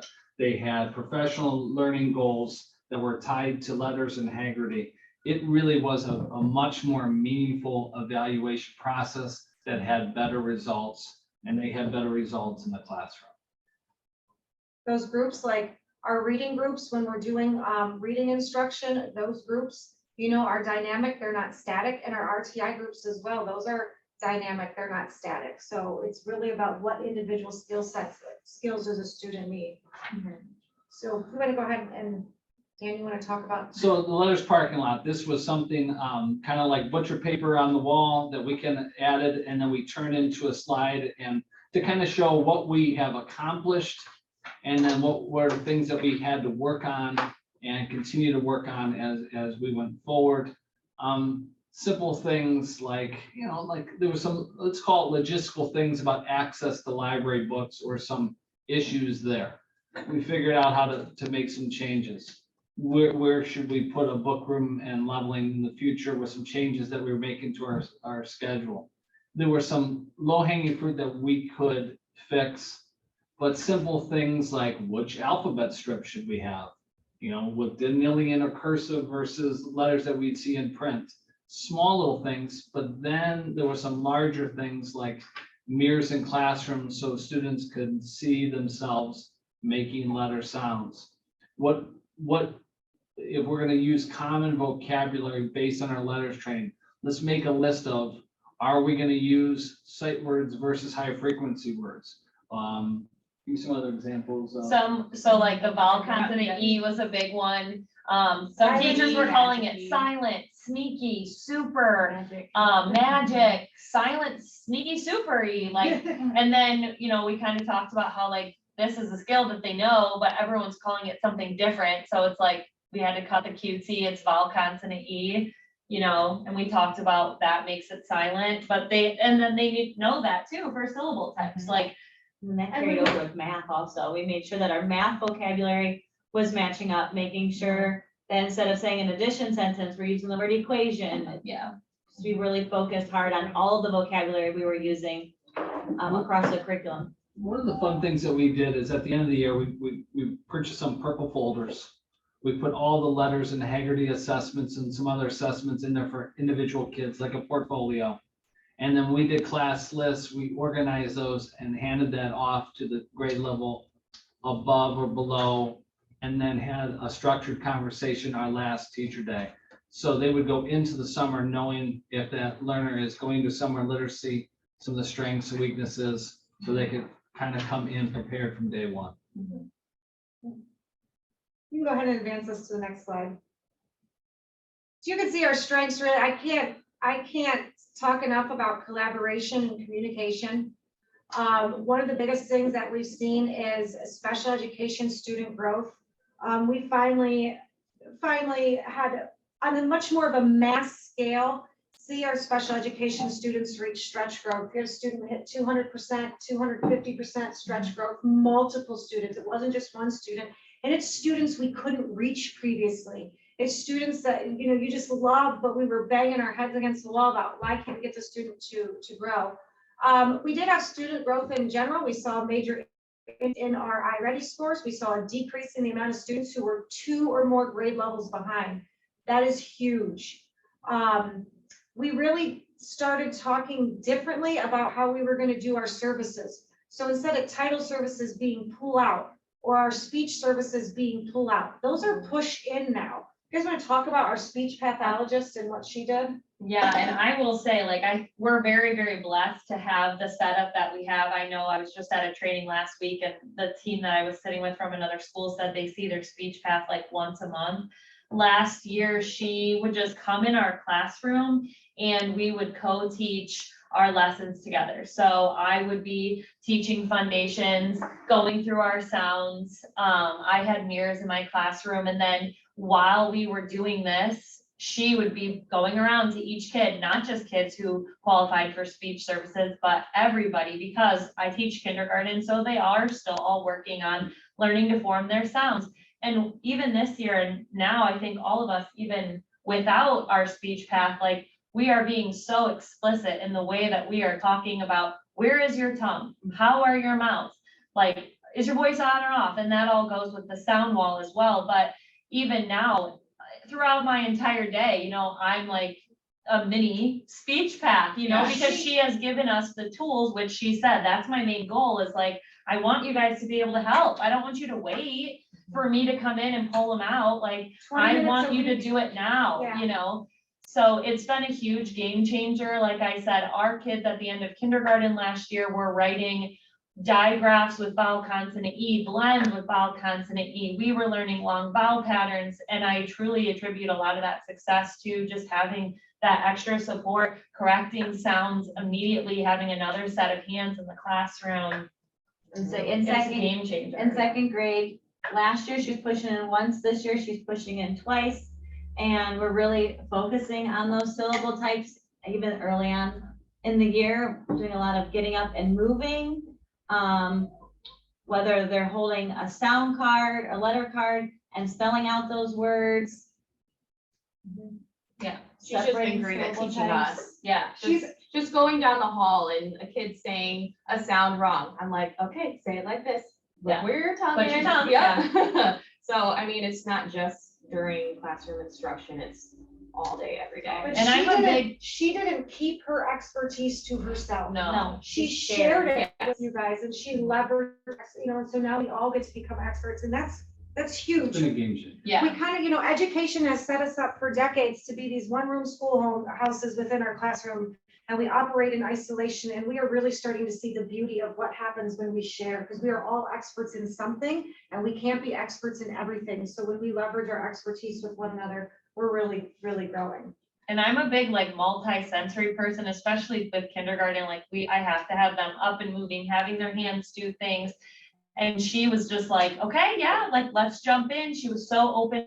And we gave ideas to each other and like back to that top strength collaboration. It's just, you know, letting your guard down, being vulnerable, asking for help when you need it, like, you know. She's pushing Figuring into the things out. preschool as well, so she's starting them young. And it trickled over into Thanks for the OT. time. We asked our OT to start doing push-in services, so it's kind of a model we want to work towards.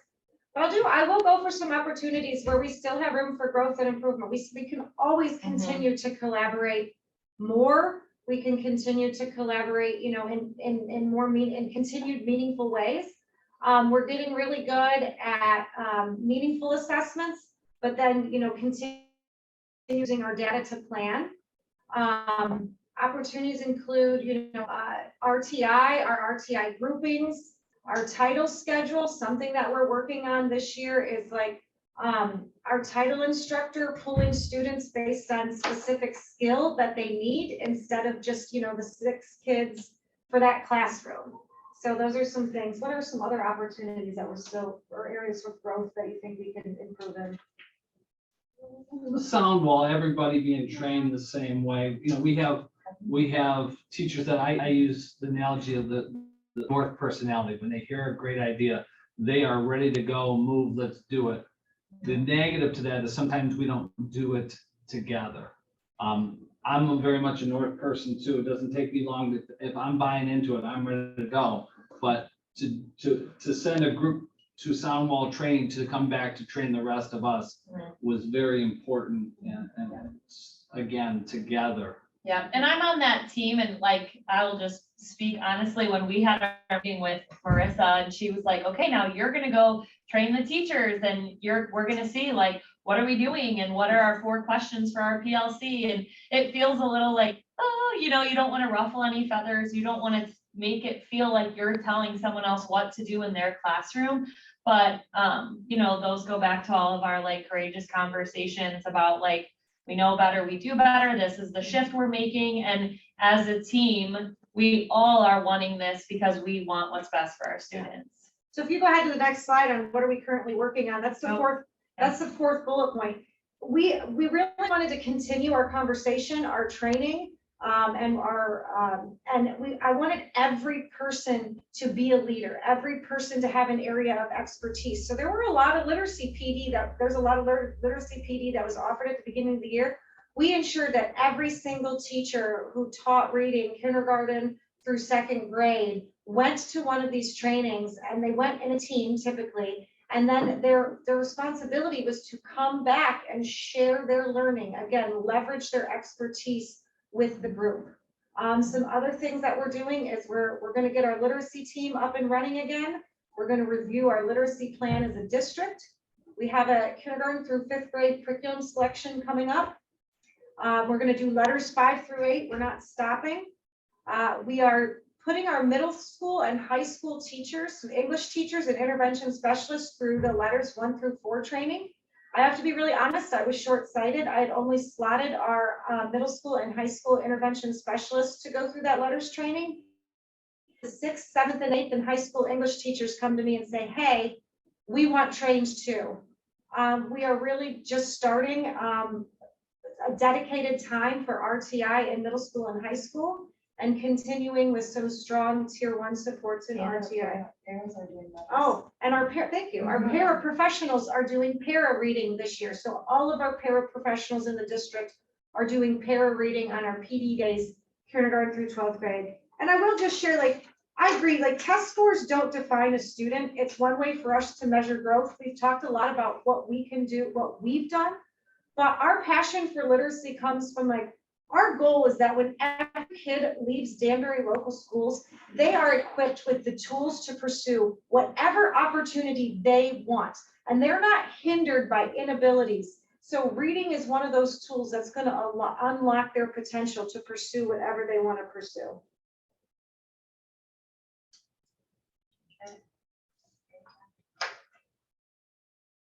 Sure, para reading is and Debbie can help me with this a little bit too. So para reading is a letters, it's a form of letters training specifically for paraprofessionals. And so it is a little bit watered down, but we've kind of said, like, our paraprofessionals are more valuable than making copies and putting up bulletin boards. They are capable of running centers, running groups. And in order to do that and work with our students, they have to be educated on the science of reading as well.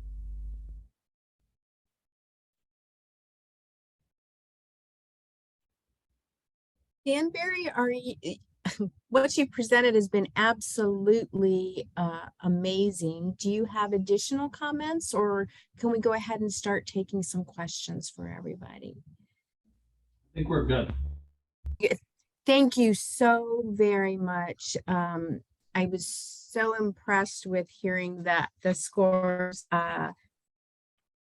with the change, I guess I should say, not the scores, but the change in your students with disabilities. That's like unheard of. So that's really amazing. And I'll circle back to that in just a minute, because I want to circle back with that with Akron as well. So I will encourage everybody to write their questions in the chat box, but I'm going to go ahead and start having some conversation with questions that have already been asked. So Akron, this one is for you. The question is, were the teachers trained in basic language skills, BLS, or did you use the Newhouse for teachers' professional learning opportunities? How did you go about that training for your teachers? Did the Newhouse training, and also right now we're doing letters, as well as we also do Heggerty. Heggerty is what our district is using. We have to do Heggerty as well. The 30-minute block that Heggerty does, we do in Newhouse instead, but we still do the Heggerty training, so our teachers can get knowledge on that, as well as Newhouse training, and as well as any district assessments that come through, any training on that we give as well. Thank you. So it was a conglomeration that are very connected, right? They one message. Yeah, exactly. Yes. Mm-hmm. Okay. Perfect. Thank you for that. This one's also for Akron. On Saturdays, are both students and parents attending side by side or in separate spaces? They are side by side for breakfast together. And then once the lessons start, the parents stay in the cafeteria and the students go to the classroom. So they are separate when it comes to the instructional time from 9:30 until 12. Okay. Thank you. You're welcome. You mentioned this one I think is also for Akron. Danbury, yours are coming in, so don't go anywhere.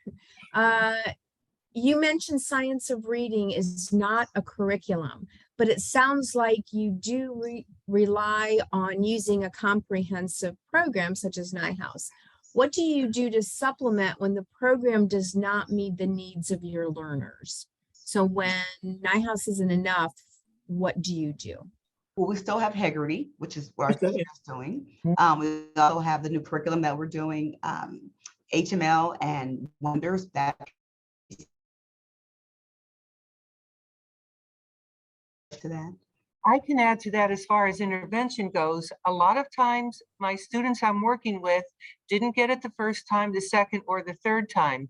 I don't want to take the curriculum and keep pounding in the exact same lesson. Here's what you do. So for example, my students who don't yet recognize alphabet letters, you can't see it in my classroom. I'm looking at the lockers. I have 2 alphabet letters, A, B on the first one. They're about this big each. Alphabetic letters, we actually go up, we use those. Sometimes I'll even hide the vowels. Tell them, get out of the room. I'm going to hide the vowels. You need to give them back to me, and you need to tell me the name. So that's as simple as, a lot of times I'll take the concept, the curriculum will give me a couple examples. I'll take the concept, I'll either research it or just use my imagination, get the same thing across, always most likely in a multi-sensory way for these students, but I'm always, the curriculum tells me what area to work on, what procedure to go through, what steps to take as it builds. When I run in roadblock, I take what they need and get creative and give them 6 ways to learn it instead of 1. So that's where our tier 1, tier 2, tier 3 instruction comes in. If I'm doing a whole class and I have 1 or 2 students who are still not getting it, then I need to find out specifically what's going on, and then I'll, bring in my tier 1, tier 2, or tier 3 instruction. Danbury, what are your thoughts on that too? What happens when your curriculum isn't, how do you supplement, not supplant, but how do you supplement what's going on when that needs to happen? So first of all, I think we had to become knowledgeable on what to even look for. So like, I really feel like the training that we received, because letters isn't a curriculum, it's an understanding. And so we became empowered that we did defend our curriculum a lot. Foundations is very scripted. So we were following it, and we were following it to a T. And we became empowered to look for its weaknesses and to say, and to be okay that it had a weakness instead of defending it all the time. So one of the things that we realized was the weakness with foundations is the decodables. So that go along with it, and word lists to go along with the exam. There weren't a lot of opportunities to, and because we were knowledgeable enough to be able to figure out what the issue with the curriculum, we will then to find things, to find code passages that went along with foundations, to find word lists or create our own that go along with the passages. And so that was just really freeing. To change the sequence, to change, like I said earlier, permission to stop and know, like, we have to get these, we have to start here before we're up here, and It's okay to slow down, master what you're working on before you move on. We did word lists last year in 2nd grade on each individual skill, and anytime those kids had free time, they worked on those word lists. It was their word fluency, and then we would pull them to the side and say, okay, I want you to read these 10 words. And then we also, on the back of those, made phrases, like a 3 to 4 word phrase, using those words then in a short phrase. And just like the curriculum, and the best defense against the curriculum is like our knowledge. So we know we're going to purchase something, but that it's not going to be perfect. So then just becoming knowledgeable to be able to make up for its areas of weakness. So it sounds as if both districts use structured literacy or the science of reading as their roadmap for where they want to go. But you base how you're getting there through the needs of the kids and how best to meet those needs. Well, Which because leads, curriculum, I'm sorry, but curriculums don't teach, teachers teach. Right. And that's why we have to have those tools, add training so that we know what to look for. I like that. Very well stated. Thank you. amen.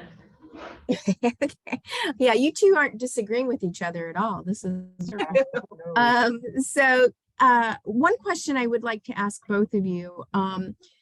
It's as if you saw overall growth in your students, right? So you focused on literacy, but you had growth across the areas. Can you both speak to that a little bit, especially in regards to how did working on literacy and reading skills change things like behavior, change things? And I know, Ms. Davis, you talked about your attendance because kids were more engaged and things like that. So could you expand on that a little bit? So we talk about this as as a whole child, not just a literacy piece. You said it correctly right there, Lynn. Reading is the whole child. If you cannot read, there's nothing that reading is your power. It incorporates every part of the curriculum piece, your social, emotional, academics, attendance with our school, with the kids feeling a comfort of reading and being able to read and understanding and loving reading. Attendance, we were like 93%. Our attendance was high. Our suspensions reduced by 60%. That's where the challenges were. They were frustrated. So the next thing is behaviors. That decreased. We're working on our math. It seems like sometimes when you focus on one area of curriculum, the other area kind of it swindles down. So our math is what we're working on this year, not forgetting about the reading piece, but working on our math. Our math scores were not the best that we wanted, nor was our writing wasn't as the best, but there was growth. We saw growth along the way, but not the kind of growth that we saw in our ELA. So it does, that one area of reading and feeling successes incorporates and changes a multitude of that whole child. So social emotional, COVID, then coming to school. But again, reading was the issues that we were having along the way. The kids felt ashamed if they weren't able to read or embarrassed with their colleagues because their peers, of what they couldn't do. Now with that balancing with literacy, moving to structured literacy, they feel better within themselves. And it's just now for us working on those little deficit areas that we see along the way to increase, to making sure our attendance could be at 90%. Growth is growth, but behaviors were our number one factors of decretion, that we saw a decrease in the gap, and we are excited about that. Oh, So as I you have should be. quick little story that illustrates this. I had a little guy who came in to my classroom, and this little kid, he fought me tooth and nail. His behavior, his attitude was like, I don't want to be here. He was always getting in trouble. And then, I sat down and I with him, tested it, and I said, oh my God, he couldn't, he didn't recognize any letters. He couldn't write his name. And so this is a defense for him. He wants to, get in trouble so that he can get out. So he can't display that he doesn't know everyone else, because we were well into Nighthouse by the time he got in there. So, I let him know that I was not going to let him fail. And so once he sat down and started learning the Nighthouse procedures, and I gave him some tier 2 intervention twice a day, every dose I could. But at the end of the year, because he tested on, we use iReady, he tested on a pre-kindergarten level when he came to me. So at the end of the year, he was on like the mid-K. But for me, I was like, wow, it was such a, I wanted to cry because he showed growth. And then when he started reading words, simple words, and sounding out words, his behavior got better. He decided to sit down and listen, and his hands started raising and volunteering. So once kids understand and see that they can do it, it just opens a new world for them.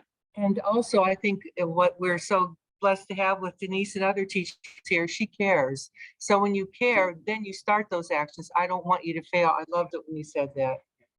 That's my thing. It's my job to teach you, and I want to teach you because I want you to one day to be able to read and do whatever you want to do. So I'm not going to let you fail. It's just, it's a non-negotiable in my room. So sometimes I have to, we have to have conversations about it, but it works. And that's our building theme. Failure is not an option. It's not an option. You're not going to fail in my room. You're not going to fail. Correct. Awesome. Thank you for sharing. Danbury, anything you'd like to add about how working through the science of reading changed the whole child approach in your district? I just think that they became more confident. definitely over the summer, we had the summer literacy program, and just a lot of those kids, they're not usually called on because they don't want to raise it, or they feel like they don't know the answer. So through the whole summer, we all just kept saying how confident they were, and like, we never really heard them read or talk that much, and they were so social and were so eager to answer everything. And now I think coming back to school, some of them know more than the kids that didn't come this summer lit, and that makes them feel really good and empowered. They're now leaders in the They're- classroom. Those are the hands that are up volunteering to read because they had that little boost at the beginning and that summer slide wasn't there. Mid-year, or end of the year last year, we did the summer, what was the program in the morning? Our morning tutoring There was a program. morning tutoring program and they put on a reader's theater. So those kids who aren't typically reading in the classroom are now up on a stage with a microphone and doing a reader's theater. I think too, you know, when you're sitting in a classroom, you don't know what's going on. No one's coming over to bail you out. You are gonna find attention. Like kids will find a way to get attention if they want attention, and it might not always be in a good way. So I think for us, like under the okay to slow down, the okay to stop, we are kind of like scooping up those kids that might start to fall behind. And sure, in the beginning, it might be 1 or 2 skills, but as the months go on, if they just keep going back, like, you know, they're still stuck in September and we're in March, like it's a big difference. And then they're gonna go into the summer feeling terrible about themselves. They go into first grade with a bad attitude. It just carries on. So definitely being able to do the interventions and do the hard work and get them to where they need to be, it's a huge confidence booster. Dan, as an administrator, did you see, like, what did you see behaviorally? I think we quietly mentioned one student in particular that had several emotional outbursts the year before, that definitely gained more confidence, was picking things up quicker, because it definitely was missing syllable type vowel sounds. And that was something that, you know, we talked about at what point in his learning journey did we figure out the answer for this young student? We found it. So every student can learn at a high level. And he had a huge cheerleader. He had a teacher that, like she said, was not gonna let him fail. And I feel like at the end of the year when he get the principal award, Yeah. I feel like the whole school was crying because we had seen this little guy, like, he was in preschool for a little bit, then he was gone. He didn't come to kindergarten here, then he came back, and he had all of these struggles and finally like felt truly accepted for like who he was. And like, it's this teacher right here too. And But that's the like, other it's thing. amazing to see like the whole school was like rallying behind them, because even if we didn't individually work with him, like we all were working for that. Like that was the why, you know, to get to those kids. And so it was awesome to just see him grow into. And then as Shelby hands, and this is replicated in many scenarios, but Mhm. as Shelby hands the student off to the next set of teachers, it's ensuring like she found something that works with him, with this particular student. We found what works with, and ensuring that they have the knowledge to continue that. Like Right, it shouldn't be dependent on a specific teacher. Right. right. So it's when we all leverage our knowledge and leverage our expertise to make sure, and I love, Maggie, I love what you said. It is, I love you so much, I'm not going to let you fail. I Mhm. love you so much, I know you can read. And by the time you leave this classroom, you're going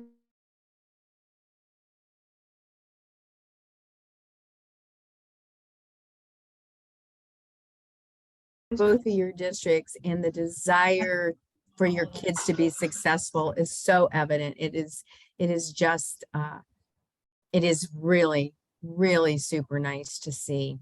So I think we have time for one more question for both districts. And it says, once you decided to move to the science of reading, how many other initiatives were you also working on? And how did you balance something not falling off of your plate? Mrs. Oliver, would you like to start? You know, I think that the one thing that we didn't talk about, COVID made a huge difference. First of all, it took our kids out of the classroom a year. Then it brought them back without any social interaction. So I thought last year is going to be, we're back. Well, we're back with hadn't socialized for a while.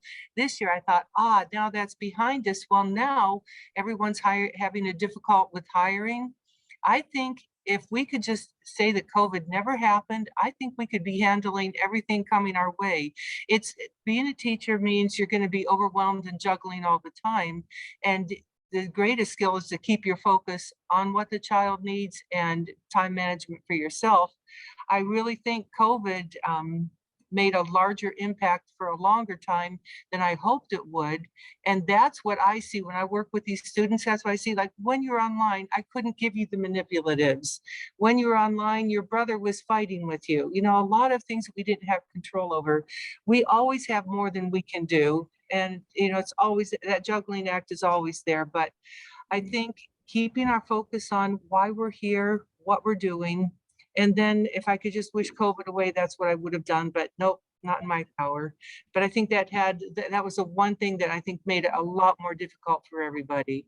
So, you know, a lot more stress, the weight gain, the everything that we've been through. So bring in SEL, you know, Mhm. so that was something that, you know, took front and center for a while, because if the kids aren't ready, if they're not emotional ready, then to learn, then we can't teach. So that took. Yeah, and that's And then we're in the curriculum core time. end also, we're in the core end now also. So a couple of years with that. So we have a lot on our plate. Teacher clarity, it's happening. And even right now, they have a new reading series they're trying to learn. They're Oh, doing yeah. letters training. What else, ladies? You have We are looking at writing now. new Yeah. writing, right? New writing piece. My Access has gone, everything new for our district that's coming up right now. And they're doing it, you know, despite away and say you don't need to do all these things. Our staff is thinking about the whole child. The end result is if I do this, this will happen. So they're doing it despite of all the trainings that they're having, because that's what they want to do. They signed up for the job because they had a choice. When we first started the Science of Reading in my house, the district said if any teacher did not want to participate in it, they were going to give them out of their building. They could have went to another building, because this was something that we were doing in addition to the Board of Education's curriculum, and everyone stayed. So the part is you stayed, the work is here, we have to continue. They don't complain, but there's certain things as administration we can do to ease the load, to take off their plates, that we do for them. I don't have them doing duties. We do all that so they can focus being in the classroom, working with the kids. Danbury, when did you think you were on initiative overload?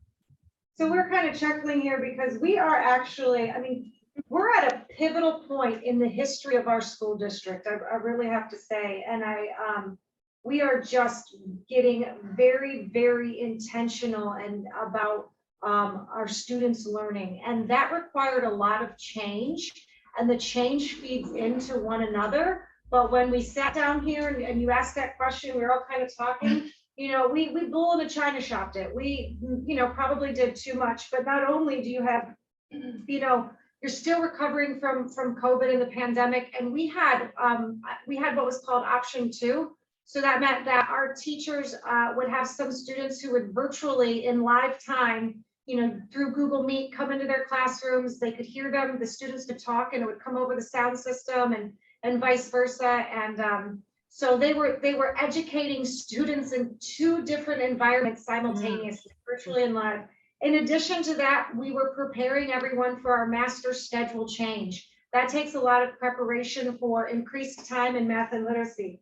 Our K through 12th grade had a brand new math curriculum in which they were implementing with the help of a math coach as well. One of our goals for our strategic plan is specifically tied to math and literacy. And then also as a district, we're learning how to operate as a professional learning community. And while all of those things tie together, and I probably wouldn't do it any other way, learning about them all at once, because in isolation, you can't see them, how they operate together. It's a lot to work on at one time. Implementing Haggerty was new last year, and Do you want to see it? We also implemented Haggerty brand new last year, and this year we're implementing sound walls. So like they said, like, you know, it's gonna be over.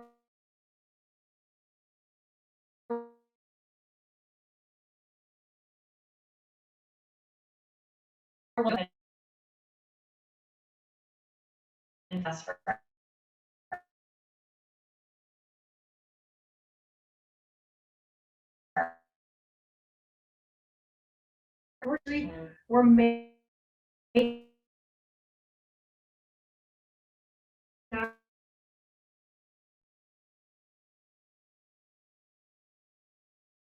Elaborate.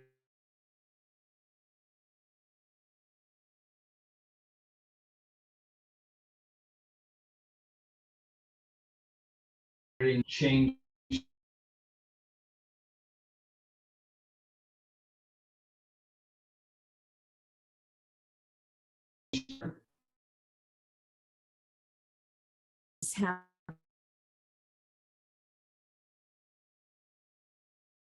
Need to just from the bottom of my heart thank both Danbury and Akron for taking their time away again from the classroom to share their knowledge, their triumphs and their bumps in the road.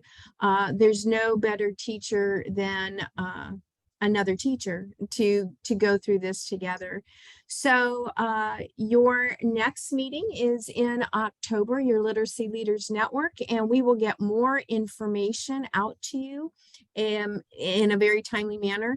Don't forget, the Padlet has all the resources, and I'm going to guess that's also where Debbie and Jackie will store the recording of today if you want to go back and share it or listen to pieces and parts again. Again, Akron, thank you. Danbury, I know we'll be seeing you soon because Debbie will be seeing you soon. So other than that, if you have no other questions, thank you all for your time today. Danbury, congratulations on your success. Let's keep up the great work. I know it's hard and tedious, but you guys rock. Awesome job. Right back at You you. guys too.